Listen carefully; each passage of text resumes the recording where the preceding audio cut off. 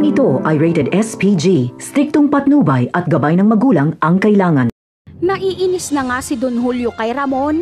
Sirang-sira na kasi ang buhay ni Ramon dahil kay Mokang. Napapabayaan na ang kanilang negosyo na si Ramon pa naman sana ang inaasahan ni Don Julio na magbabangon nito. Nawawala na ang tiwala ng matanda kay Ramon dahil nagagawa nitong magpakabaliw ng dahil lang sa babae. Sa kabilang banda naman ay talagang mag-ama nga itong si Tanggol at Ramon.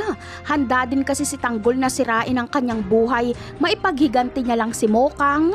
Kakausapin naman ni Bubble si Tanggol para damayan niya ito. Gusto niyang kahit papaano ay maibsan ang sakit na nararamdaman ni Tanggol.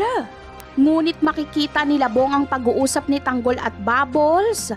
Dito ay malinaw kay Bong na nagkakamabutihan na si Tanggol at Bubbles. Alam ni Bong na wala siyang halaga kay Bubbles kaya kukunin niya ito ng sapilitan. At dito ay pagtatangka ang gahasain ni Bong si Bubbles. Walang palag si Bubbles dahil nahawakan siya ni Bong at hindi na siya makaalis.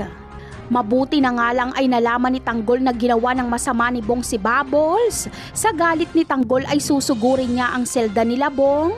Lahat ng harang sa kanya ay tutumba. Isa-isa niyang pababagsakin ang mga tropa ni Bong. Hanga naman ang lahat dahil kahit mag-isa lang si Tanggol ay kaya niya sila Bong.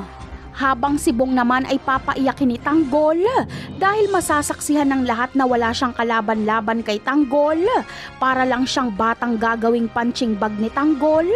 Sa tingin nyo, itutuloy pa kaya nila Bong ang planong pagpaslang kila Tanggol gayong mag-isa nga lang si Tanggol ay wala na silang kalaban-laban? Yan ang aabangan natin sa mga susunod na episode. Paalam!